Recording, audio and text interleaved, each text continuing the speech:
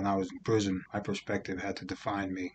I have to maintain my perspective on my humanity and what that meant to holding on to it, how important that was, not only for me, but how my humanity would affect others or lack thereof. Sometimes we have to go through some horrific shit to really understand that our better selves and to become a better person as a result of it. That meant the world to me just to get a pint of Ben & Jerry's ice cream. I go to stores and I see a mound of mangoes at the Walmart, and I'm like, wow, this is the greatest thing ever. Which one? You know, which one? There's so many, and you learn to appreciate just the simplistic nature of life at that time. Simple means to an end.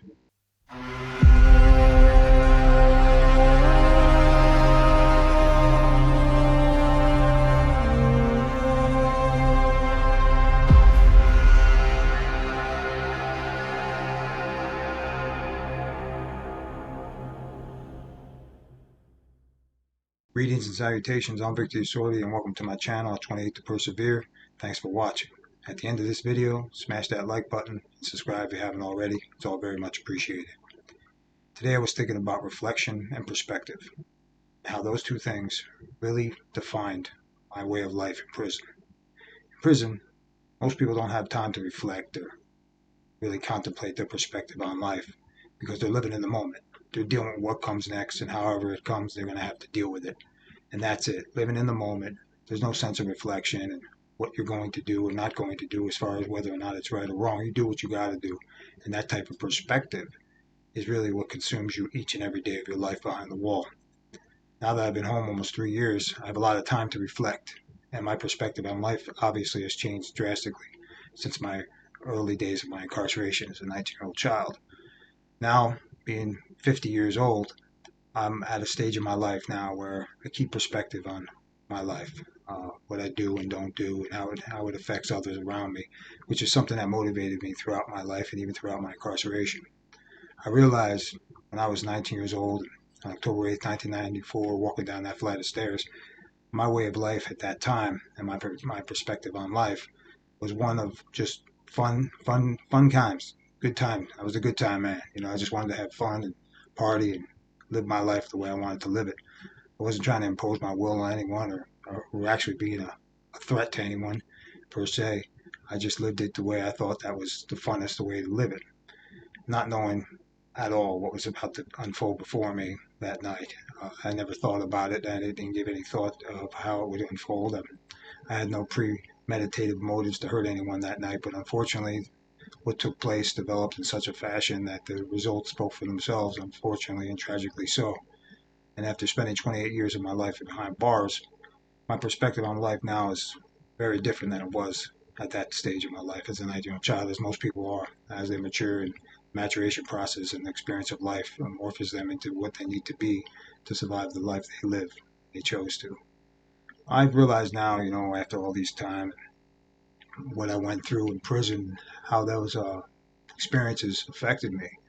I realize now, at this stage of my life, how what I am and who I am, and how I can help someone else deal with what they're dealing with so that they may survive whatever their hardships they're going through. It doesn't have to be prison. It could just be the hardships of life. Life beats you down sometimes, stomps you out, and it takes every ounce of energy and strength to get up from a good beatdown.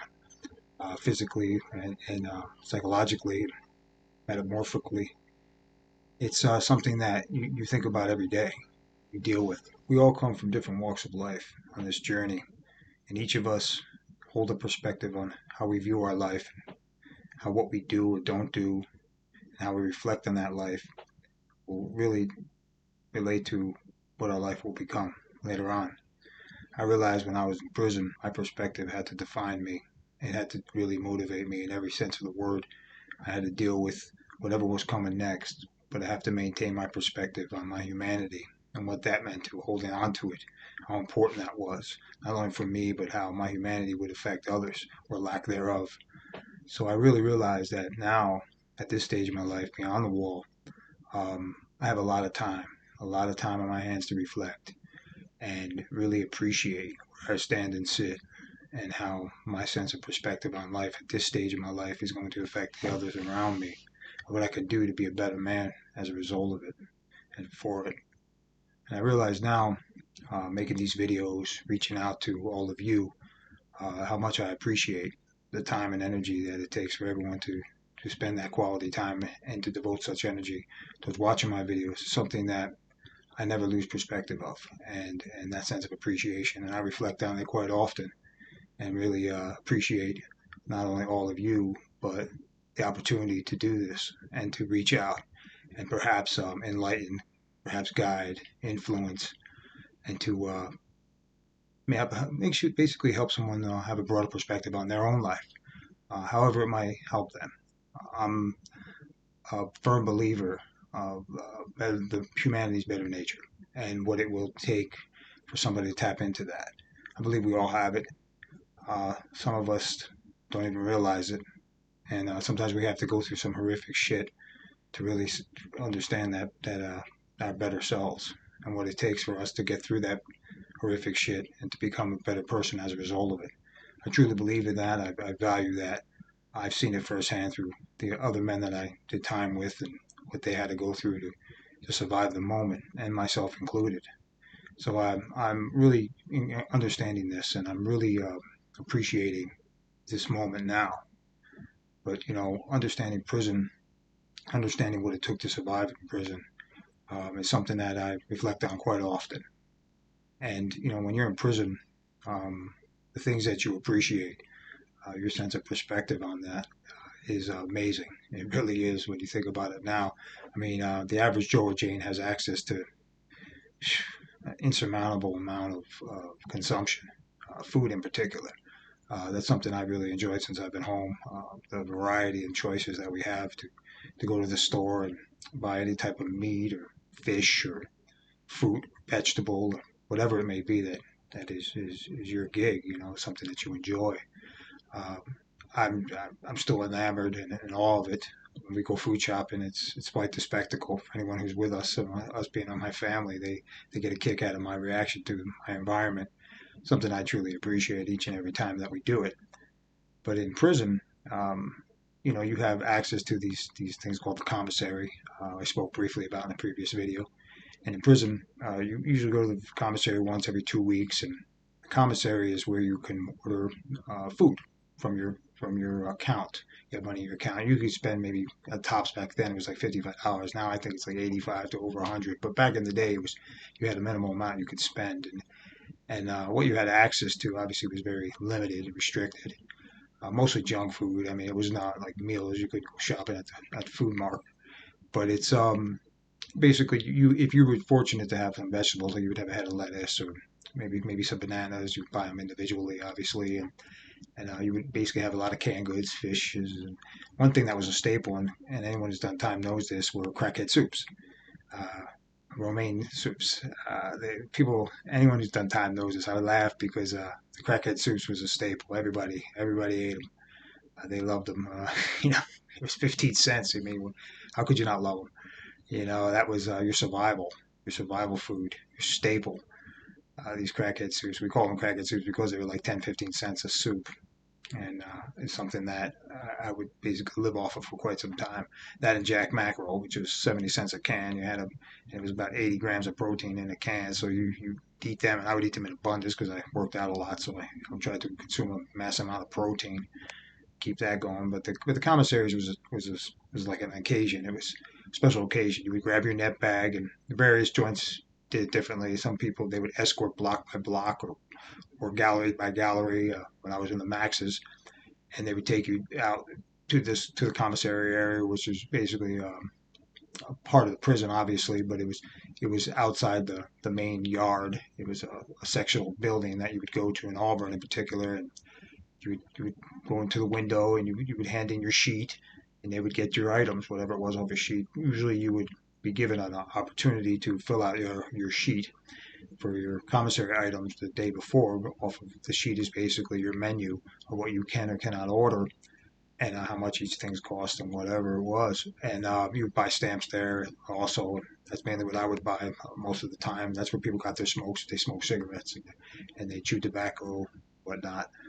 But you would get there, you would get escorted in, And in Auburn, it was basically like a free-for-all. The gates would crack door in the yard, and then you would head on over to the commissary if it was your commissary day. And the days were usually organized in such a fashion where like maybe A to L go on Tuesday and then M to Z go on Thursday every other week. And they would switch it up, or sometimes it was based on your ID. If my number back in the day was 95B1312, so the last digit of your number being mine being two, I would go every second Tuesday because that's when the twos went, the last digit of your number. So it was organized in that fashion. And in Auburn, back in the early '90s, guys would go to the commissary and they would go with their net bag and they would get whatever they would get, mostly junk food, like I said, or whatever was packs of cigarettes or whatever was their thing. And a lot of times, I saw a lot of guys try to get jacked, stuff jacked, and get robbed after they left the commissary. I've seen fights and altercations where guys would leave with their net bag and dude would come over and try to snatch it from them. I mean, literally. Or other times, if you're walking in a crowd, guys would have a razor and they would cut the bag and stuff would fall out. And then it was basically like a free for all. A bunch of savages and scavengers would come and kind of grab guys' stuff. This happening more so than you could possibly imagine. And I've seen guys fight for to hold on to their property. Thankfully, nobody ever tried me in that fashion. I wouldn't have given it up easily, that's for sure, because I look forward to that commissary. I look forward to a little treat here and there. You would buy Ben and Jerry's. I had Chunky Monkey, Cherry Garcia for like 10 years. That's all they had in every joint I was ever in. And that was your choice. Chunky Monkey, Cherry Garcia, and anybody who's done time in the Auburn Correctional Facility is probably smirking right now because they know exactly what I'm talking about. That's all you had. That was your treat. That was your ice cream, man. And Ben and Jerry's, and I loved it, man. I couldn't. Oh man, I looked forward to it. That was like my big treat. Keeping perspective on life, maintaining that. That meant the world to me just to get a pint of Ben and Jerry's ice cream. I mean, it's amazing when you think about it. When I go to stores and people see how awestruck I am with the variety. I see a mound of mangoes at the Walmart, and I'm like, wow, this is the greatest thing ever. And I'm sitting there just like looking at them like, wow. And my wife might say, hey, just grab a mango and put it in the cart, and we'll head on out. And I'm like, oh, okay, well, which one? You know, which one? There's so many, and the variety is limitless. So it's an amazing thing when you think about it, your perspective and how it alters over time. When you're in prison, it gets minimized down, and you learn to appreciate just the simplistic nature of life at that time. Simple means to an end. And when it was your commissary day, there was always this crazy energy when you returned to the block because people would see you with this full net bag of food, and maybe you have it hoisted over your shoulder, and you're walking down the gallery, and there's guys screaming from their cells, hey, yo, what's up, man? Let me get this or let me get that, or oh, I see somebody's living fat, or whatever the case may be. It's borderline comical, and I used to get a kick out of that actually because it was always a spectacle. Everybody got excited when they saw somebody with a lot of food. In that regards, going back to perspective.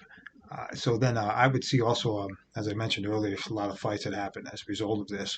And I remember a particular time where a guy was leaving the commissary with a full bag of food, and he probably spent the max at that time was $55, and that back in the '90s, that was a lot of food. That was almost two net bags filled with food, and he was walking out, and I remember a group of guys. There was literally this group and prisoners, obviously, and about maybe six or seven of them. They would attack guys when they would leave the commissary. They would attack them. They would jump them and try to beat them down, stomp them out, and rob him of his food and his property. And I remember this one time they did this to this one particular guy, and I didn't know who the guy was or anything like that, but I remember walking, and I was maybe 10, 15 feet from him, walking ahead of him. And I remember this group, they bypassed me, and they jumped this guy, and they beat him something senseless, and just robbed him. Just beat him down, five, six guys, just pounded on this guy for his commissary. I mean, when you think about that for a minute, the savage nature of that, the reality of it, offer some food items, mainly probably junk food.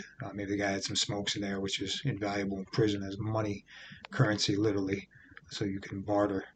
But it's and buy whatever it is your thing. But yeah, it makes you really wonder, about perspective and how important it is to maintain that in prison, and just the simple thing of going to a commissary and getting the few food items that you have and how meaningful that is to you and what you want to do to hold on to it. Uh, there are guys that do that came fully strapped when they were leaving the commissary because they knew that they might have their items jacked from them. So they were ready to throw down or gun somebody down if that was the case, whatever it was, to hold on to it. Myself included at times, especially during the early 90s when the shit was really popping off left and right in Auburn, violently so. I was strapped myself numerous times leaving commissary because I wasn't going to let anyone take anything from me. That was for sure. And so it's something that you seem to hold on to this sense of hypervigilance. And then when you come home and I'm walking around the average food mart, I'm not strapped or anything like that. Obviously, my mentality is completely different, but I'm still amazed by what I see around me now and how much people just walk by everything and they don't give it a second thought. How much choice we have now and how non-threatening it is to just go food shopping. Just a simple little thing like that really gives you a broader sense of where you stand and sit in your life and how you got there, which is something I hold on to quite often every day of my life. I realize that life is something that is really defined by your experiences. There's no blueprint on how to live a life. Everybody gives advice and self-help manuals and whatnot, and motivational speakers, but it really comes down to what you deal with and how you deal with it and how you grow as a result of it. The choices you make or do not make, and the regrets you have or do not have, and it's something that is a process, a long-term process, regardless of where you stand and sit and what you dealt with in your life. Maintaining that perspective and that sense of reflection. As you get older, you learn to realize that those choices ended up really defining your legacy. Your legacy is your destiny, and holding on to that and understanding what you had to go through to get to where you are now is something that is a great motivation for me every day of my life. I don't know where I'm heading or where I'm going, or as far as the broader nature of life takes me. Each and every day is a new experience and a process of learning and re-educating myself and educating myself for the new things every day. Something I look forward to as a student of life. But it's not easy as far as acclimation is concerned. There are times that I deal with the trials and tribulations of adapting and acclimating to the norm of everyday life society. And I'm sure that's going to take its time to adapt to and become more conformed to the reality of everyday life here. Finding employment and trying to make ends meet is something that has been extremely difficult to do since my release, and I'm not alone in that regard. I'm not trying to cry, or crocodile tears or anything like that. It is something that I dealt with every day and still do. But I realize now where I am and where I'm going, and how much I appreciate the opportunity to be here on this journey with all of you. And we'll see where it goes from here. I mean, this has been a hell of an experience. It's something that I'm looking forward to continue moving forward. So hit me up with a comment, share this video, and press that like button. Until next time, go with the gods, persevere.